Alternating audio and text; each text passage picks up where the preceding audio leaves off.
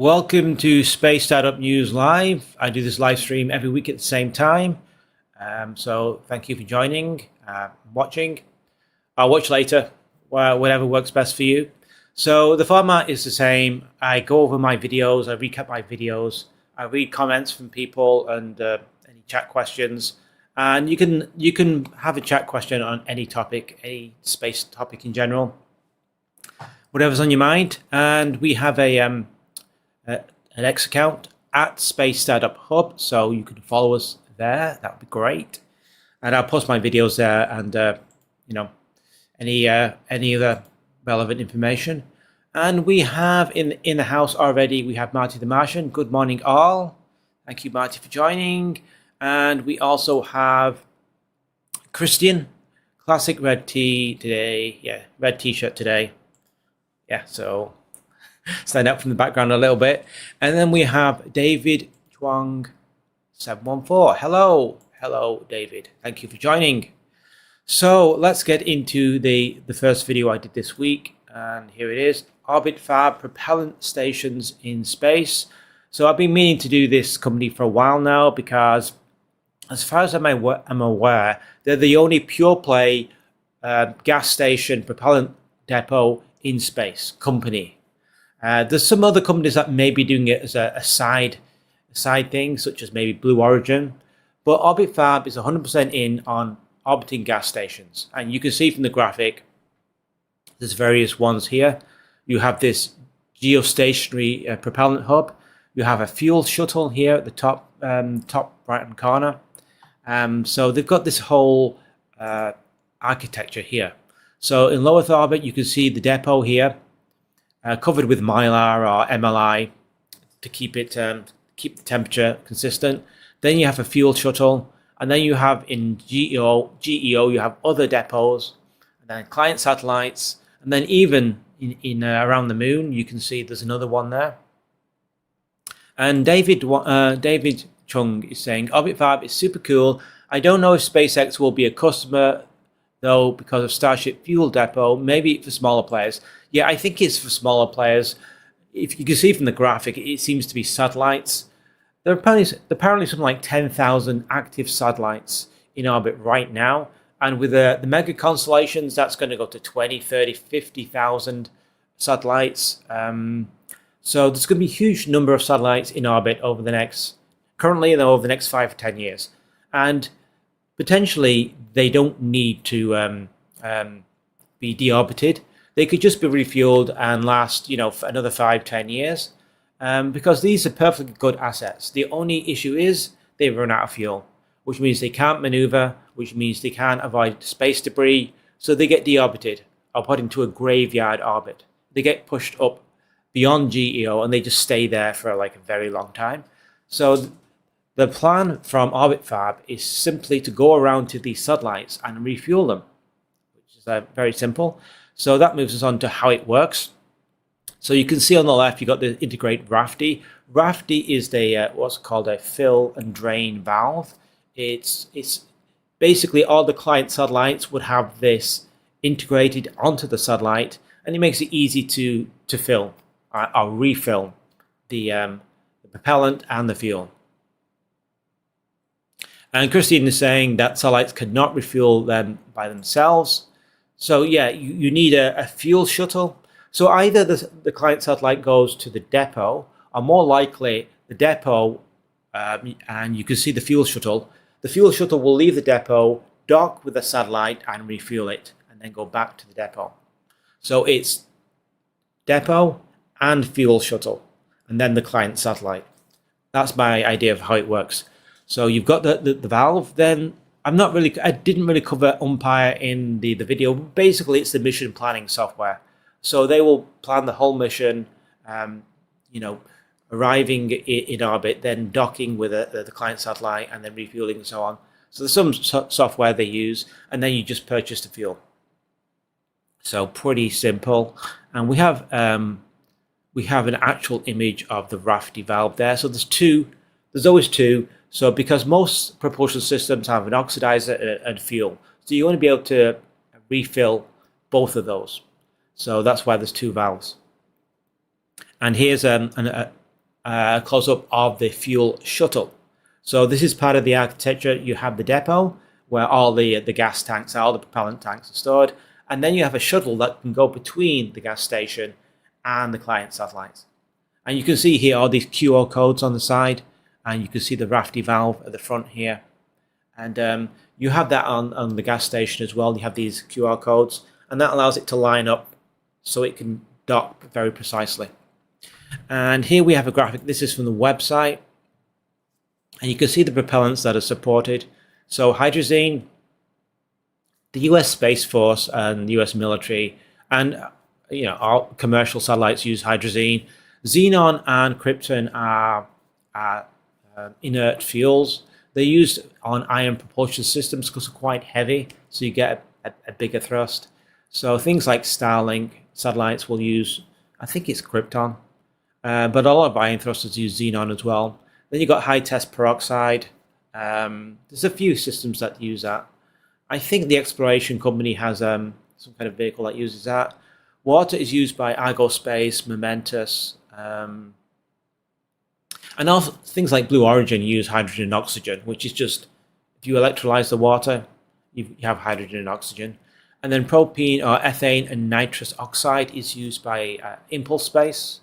Then Miratug uses ethane and nitrous oxide. And I think that Impulse Lander that's going to the moon uses those propellants as well.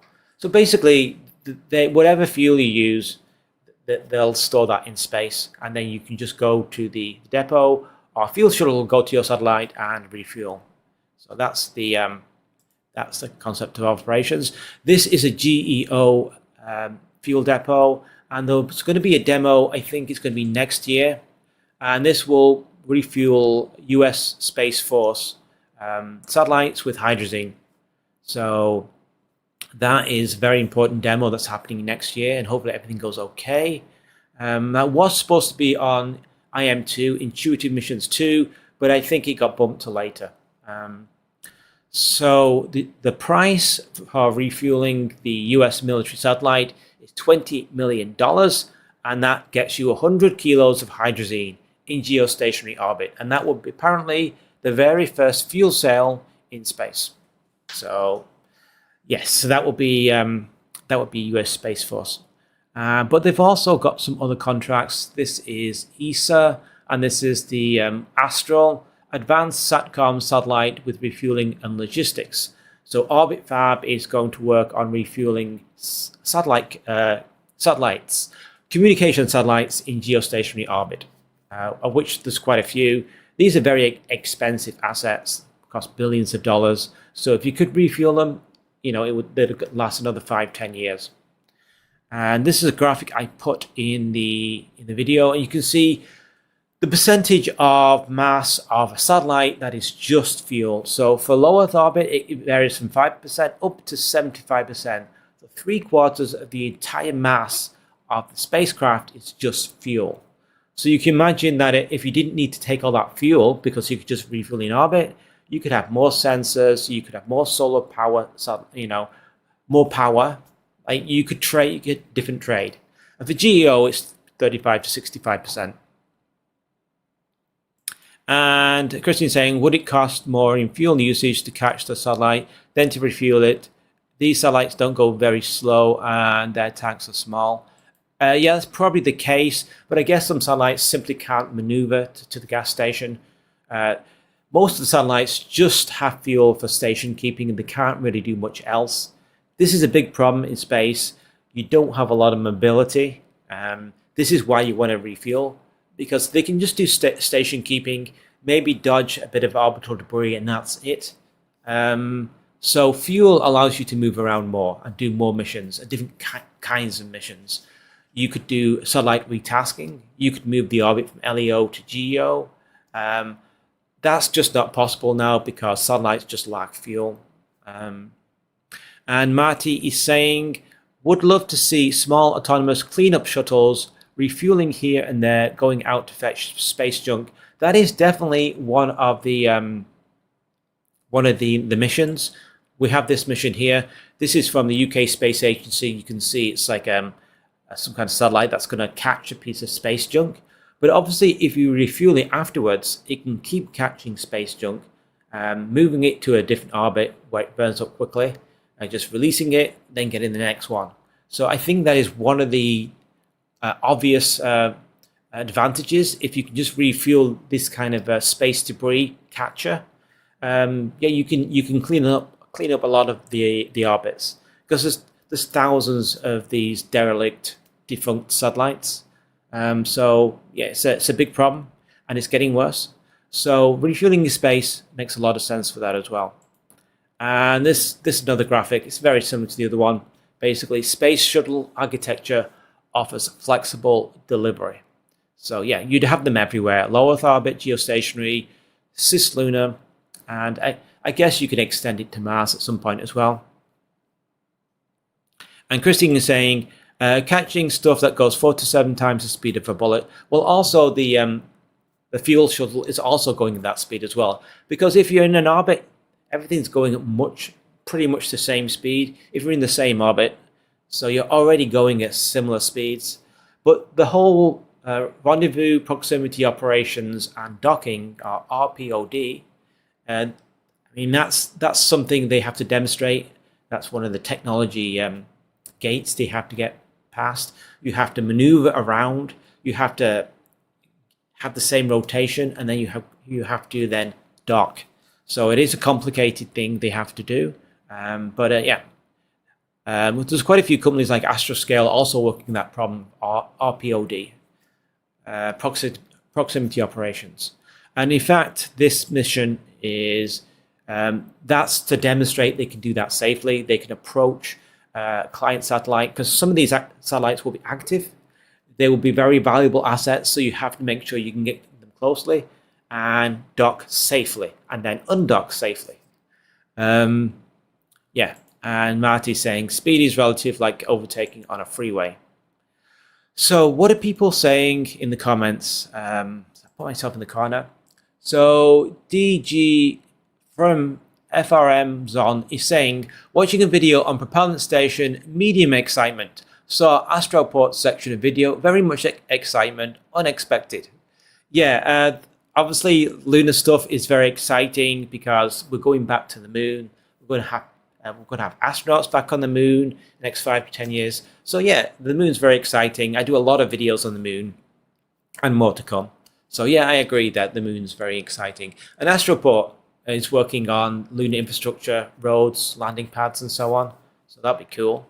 Richard Okerson is saying, could there be a lunar target area for placing used satellites from the Clear Space program for future scrapping?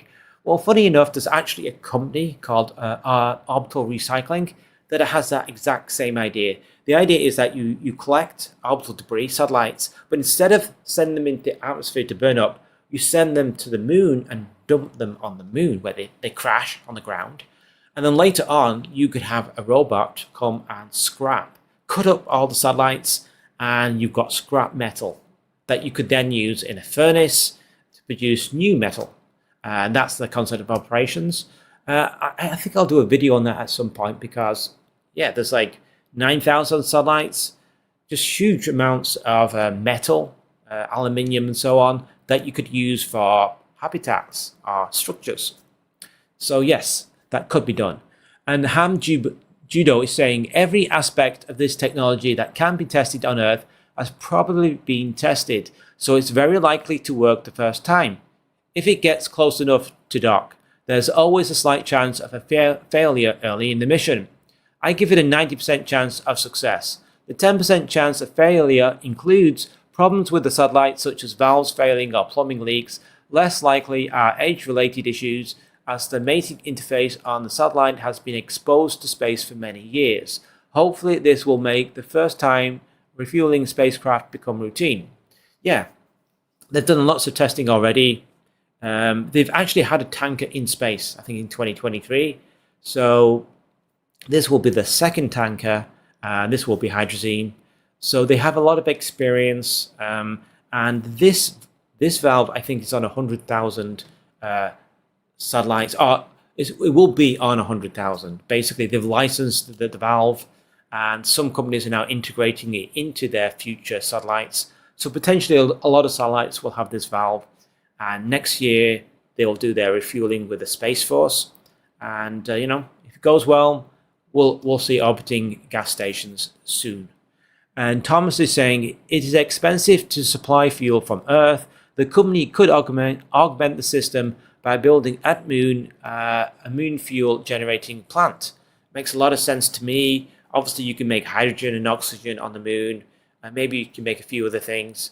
But basically, yeah, hydrogen and oxygen, and then you could have stations on the moon and in low lunar orbit, and maybe even low Earth orbit as well. So yeah, that would be a good idea. And if I just remove myself here, Wingsley is saying if OrbitFab can get this technology to work, that would be great. This could be extremely valuable for establishing an orbital and cislunar refueling infrastructure. One thing not expressly mentioned in the report: how does OrbitFab's technology deal with microgravity complications for fuel transfer? Well, they've had a tanker already in space, and they have another mission in 2026 with the US Space Force. They have technology demonstrations for ESA, I think in 2028. They have UK Space Agency mission with ClearSpace. So they're doing a lot of missions and technology demonstrations. So basically working out all the technology side and making sure everything works as expected before they get the paying clients. And as it turns out, in terms of where you put the stations, you can put them in multiple places, including cislunar, and the fuel shuttle can just move between them. So you can see here, the fuel shuttle is going from geostationary to cislunar. So that's how you could refuel the moon orbiting depot. It's actually refueled from GEO, for instance, which is cool. So if I go back to this, there's a few more comments, and we have Joe Gojin saying orbital fueling will be a game changer. It's also nice to see it launching soon. And this also potentially means Mark's Madhouse metaphysical calm. This also potentially means low fuel on launch, fuel up in orbit for much greater delta V. I hate the word game changer, but this really is. Yeah, I don't really like the word game changer, but yeah, if you can refuel in orbit, you get another 4 kilometers per second delta V, 5, 6, 9 kilometers per second. So you can change orbits. You can go from low Earth orbit to around the moon and back. So yeah, you've got a lot more mobility if you can refuel in space. So it's also very cool. And Christine is saying, I remember the hype when NASA was going to Hubble for repairs and refueling. That was like giving birth to a baby times 1,000, and that was many years ago. Yeah, that was like very complicated mission to repair Hubble, and you had astronauts involved in that. But it did work, so that proves the concept works. But obviously, it's very expensive to send astronauts, so you really want to automate it if you can to save money and to make it safer. So anyway, let's move on to bring this up. Should NASA just pay for results? So what got me thinking about this? Bring myself here. I actually want to. Okay. I want to show the cover graphic. Okay, there it is. So should NASA pay for results? So what got me thinking about this was Golden Dome, the anti-ballistic missile system. So they're having tiered pools and to help bring in some of the smaller companies. So you don't just have the massive primes, the Boeings and the Lockheed Martins, the very, very large weapons companies. They want to bring in the smaller ones. So they're going to introduce prizes. So I was thinking, well, that also works for NASA. You've got some very big space primes, but you've also got a lot of small ones. So can you use prizes to help the small space startups compete with the bigger primes, and you get more innovation, you get more technology advancement and progress, and you get them on some of the bigger missions. So we've kind of had this already. I didn't bring this in the video, the graphic, but this is from the Google Lunar X Prize, and initially it was $20 million to land on the moon, and then second prize would be $5 million, and then there's various bonuses you can win. There's Apollo Heritage bonus, So if you visit the Apollo landing site, take video or photos, you get 4 million. Range bonus 4 million, water detection, lunar night survival bonus. So you can win the main prize, or you can win bonus prizes, so you can win both. So Google was just paying for the outcome. They weren't paying for any hardware or technical development. They just give you a check if you manage to get to the moon. So it seems like maybe this is a good idea. So this Newt Gingrich had this idea in the 1990s about using space prizes. So his idea was NASA, or perhaps the Department of Defense, should just define the desired outcome. What is it they are trying to achieve? Examples could be lunar sample return, orbital refueling demo, boost phase intercept. Just whatever you want. It could be data, scientific data, it could be imaging, it could be mobility as a service, it could be sample return, it could be exploration and surveying. Just whatever your outcome is, just say you'll pay for that outcome. And you're not interested in the hardware, the concept of operations, you don't care about anything like that, you'll just pay for the data. And Christine is saying, let's just say if we need to move stuff from low orbit to high orbit and we have time, then we could use ion drives or solar sails. Absolutely. For cargo missions where the speed is not a main factor, you can use something very slow. iSpace got to the moon using a very low energy orbit. It took many months. And then you've got the fast transit. So basically, if you've got crew, you have to get there quickly. But if you're just sending cargo, you can take months. You could even take years. Doesn't really matter. So the first thing was define the desired outcome. What is it you're trying to achieve? Just pay for that. Offer a large cash prize paid only upon 100% success. So they have to complete the entire mission, otherwise they don't get paid. You can also have sub prizes as well.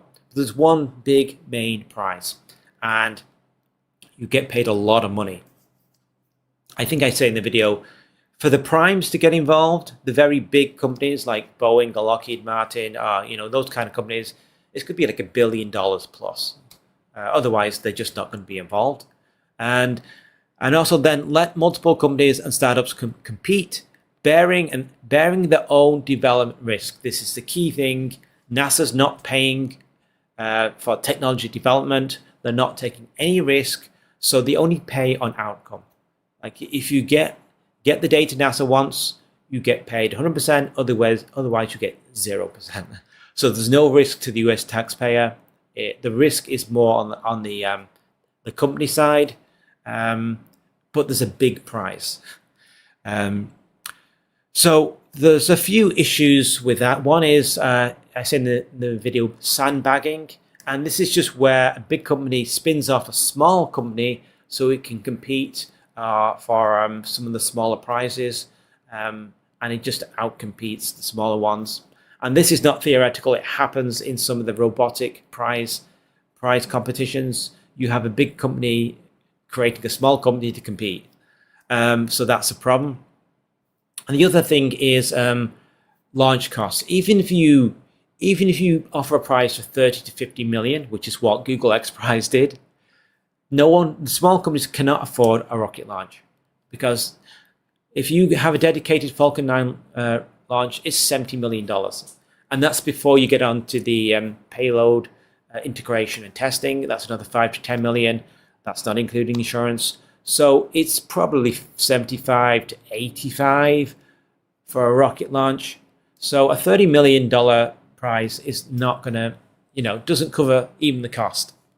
So you need a big prize, but you also need to subsidize the rocket launch. You either need to pay for it, offer guaranteed launch slots on government vehicles, Artemis 1 launch CubeSats, for instance, or you have to heavily subsidize the launch, maybe 80% or 90%, something like that. And yes. And also the other thing is, if you have a big prize and lots of smaller prizes, maybe everyone goes for the smaller prizes because it's easier. It's less of a challenge. And if you win lots of the smaller prizes, you can still make a bit of money. So you have to make sure the big prize is really, really big. So you could have prize at 50, 100 million, but then you have a billion plus big prize. So everyone tries to get that. And David Chuang was saying, I was generally shocked when the lunar terrain vehicle contract was given to 3 small companies instead of any of the primes. Was very happy NASA did that. Yeah, that's great news. I mean, I've covered the lunar terrain vehicles quite extensively. Got videos in each of them. So you've got Lunar Outpost, you've got Moon Racer from Intuitive Machines, and you have the Astrolab Flex rover. Yeah, so these are all 3 very different rovers. They've got strengths and weaknesses. So 3 completely different designs. Autonomous, they're also teleoperated. You can have crew as well. So they're great, right? And the companies will own these rovers. NASA won't own them. And they can be used by third parties, private astronauts, private missions, even other space agencies. So the idea is that NASA is not owning the hardware. They're not owning the design or intellectual property or anything like that. They just buy a service. When the crew's there, they can just rent out or hire the lunar terrain vehicle for a week or so, and then it's back to the companies, and they can then use it for whatever they want. And Christian is saying Toyota is building a moon rover, but is going to be RC operated from human habitat. Yeah, Toyota is building for JAXA, the Japanese Space Agency. I think it's called the Lunar Cruiser, and it's a pressurized rover, which means crew can move around on the moon and they have their own mini habitat, and they can stay in that for like 30 days. So you can travel a long distance from the base because it's pressurized and then travel back. So the Lunar Cruiser, I think, is fantastic, and it's the Japanese contribution to the Artemis Base Camp. So we have smarter alternatives because we mentioned the problems with space prizes, sandbagging, and small prizes. People go for small prizes rather than big prize, and also the launch cost is too high. So smarter alternatives is milestone-based prizes. So you have lots of small stair steps to get to the big. The big prize is too much to begin with. Small companies run out of money, which happened with the Google Lunar X Prize. It happened with Marston, with the I don't know if I have a video. I got rid of the video. But basically, Marston had a lunar rover concept. They won funding from NASA CLIPS, but they went bankrupt before they could land. And that happened with Lunar X Prize as well. So the stair-stepping, milestone-based approaches, they do a small tech demo, they get 50,000. They do another demo, they get $250,000. Yeah, and they gradually do more and more and get more money. So they always have some potential cash flow. There's money coming into the company so they don't go bankrupt trying to get the big prize. So that's milestone-based prizes. It's working now for CLIPS. CLIPS uses that. And I think it's now very common with NASA to use this kind of approach. Guaranteed launch slots is something very important because launch is too expensive. So Artemis 1 launched CubeSats. There's the 0G for suborbital flights. NASA does sponsor some of those. You can get small business grants as well from NASA and so on. You can fly to the International Space Station. So there's various ways you can do tech demos and NASA will help you. And then, this is very important, you have a massive grand prize, $1 billion plus. So this is why everyone wants to compete, and you'll get in the primes as well. So those are the 3 smarter alternatives. And NASA is kind of doing this already. They have the NASA Centennial Challenges, which are ongoing. And I think there's a little video here of their past challenges. And yeah, they have these various challenges. There's What's on the Moon, Deep Space, Break the Ice. That's lunar ice. And they have CO2, space robotics, 3D printed habitats. So there's certain startups I mentioned that are part of Break the Ice challenge. where you try to break some equivalent to lunar ice, put it into a rover, and then move it back to a location. And that's a challenge. What's on the moon is like a lunar power system challenge. So these are great for startups. You can get a small amount of money. You get help, validation from NASA. So yeah, Centennial challenges. The NASA CLPS, Commercial Lunar Payload Services, is kind of like milestone based. I have the example of Mars sample return, because it's $11 billion. They're not bringing samples back to the 2040s, so it's massively over budget. It's not going to happen for like 10 or 15 years, and NASA is looking for a commercial alternative approach. So in the video, I show Rocket Lab's commercial approach, which is about $4 billion they're charging, and it's all Rocket Lab. It's vertically integrated, but potentially that could be a space prize as well. So that's my idea of a worked example. $50 million for each sample tube returned, up to a maximum of 10. By capping it at 10, you get 3 winners, because there's at least 30 sample tubes on Mars right now. So you get 3 winners, and if they bring all 10 back, they get an extra bonus of $1 billion. So they can make $1.5 billion. And you'd have a lot of surprises as well, tech demos, flying in orbit as a demo, and so on. So that's my idea. So that would cost NASA at most $4.5 billion. But if they don't get those extra awards, those bonuses, it could be just $1 billion or $2 billion, or even less than $1 billion. And you get a lot of tech advancement, a lot of progress, potentially new companies. So it could be very interesting. And yeah, NASA learned from the experience with Boeing Starliner, yes, which is now just cargo. At least the next mission is just cargo. And it's gone from 6 missions ISS to 4 missions. And like Dream Chaser is no longer going to the International Space Station. So really only SpaceX, Crew Dragon and Cargo Dragon were successful.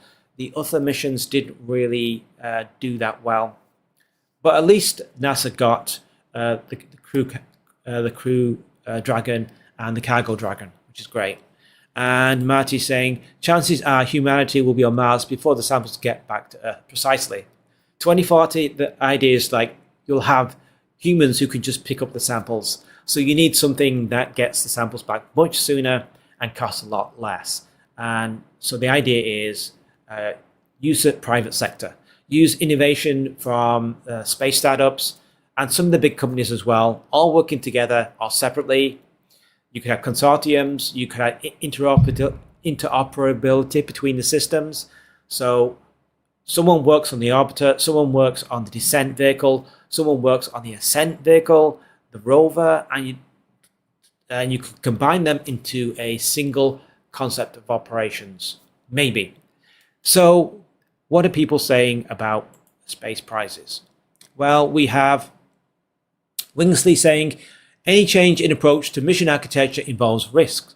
We won't know if there's a better way unless we start trying new approaches and thus taking risks. NASA and spaceflight must evolve. I don't know if prizes are the answer or something else. The only way to find out is to take risk and try different approaches. I think this could work. So that's Wingsley. Yeah, so let's take a risk and let's try, because the current way for Mars sample return is $11 billion in 2040. So that's terrible. So let's try something else and maybe it works. And I understand what people are saying. Mars sample return is extremely complicated. You could go with some simpler mission that would be easier to achieve. So Blue Steel is saying, I think this could work for some things, but not for others. I can't imagine it working for Mars sample return, as it requires way too big of an upfront cost for a private firm with no guarantee of getting paid. Yeah, maybe it's too complicated and you want to try something simpler first. But the idea is like, just pay for outcomes, don't pay for hardware. And then we have Robert Toller saying, no, absolutely not. No explanation, but not a big fan of space prizes. And then Spirit Circle saying, this is the better approach. Yep, so that is space prices anyway, so I thought I'd do a mission on that. And since I'm here, let's see if I can do a spaced here. So, oh, I have to bring it up first. So let me just share the tab. So I'm going to do a tier list on what's happening in 2026. There's various things happening, so I'll just do it as a tier list. And let's see if I can bring it up here. There it is. And I put myself in the corner. Switch to the tier list. So this is basically my tier list of what's happening in 2026 and the likelihood of it happening and the likelihood of it being successful. So we have the orbit fab refueling. I'm going to put that as B. I think it's quite likely to happen. It's been pushed back already. It was supposed to happen already, but I'm going to put that as a B. It's quite likely to happen, and that will be the first fuel cell in orbit. Rocket Lab, I'm going to put as a B as well. It should have happened this year. It was planned for 2025. Peter Beck said he's going to push it back to 2026 because he said, I did this in mid-tier week, in the mid-tier space news. He said basically he doesn't want to say we just got off the launch pad and we're happy. He doesn't want to say any of that. He wants it to be successful first time. So they're going to spend the time making sure they test everything on the ground and it just works the first time. So let's hope that's successful. And then we have Stoke Space, which is, I don't know about Stoke Space because they have a lot of new technology. They're bringing back the second stage and they're reusing the first stage. So there's a lot going on. I know they're building out the pad very, very quickly. So potentially it will be ready next year, and I hope it is. But I'm going to put that as a B. We have the orbiting, this is Starship, orbiting refueling demo. Absolutely critical piece of technology. This has to work. Our Starship cannot go to the moon and it cannot go to Mars. So it has to work. Obviously, we've had problems with Booster 18, which blew up. So hopefully they do get to do that refueling demo next year because it's a critical piece of technology and it has to work. So Astrobotic Lunar Grid Light, hopefully that happens. Well, I don't know because the Astrobotic lander was not successful the first time, the Peregrine lunar lander, but it's got a Lunar Grid Light demo. So this is kind of like testing a power grid. You have multiple solar arrays and you have a cable that attaches them, and it's going to transfer over 1 kilowatt of power over 500 meters or something. We have Vast Space Haven 1.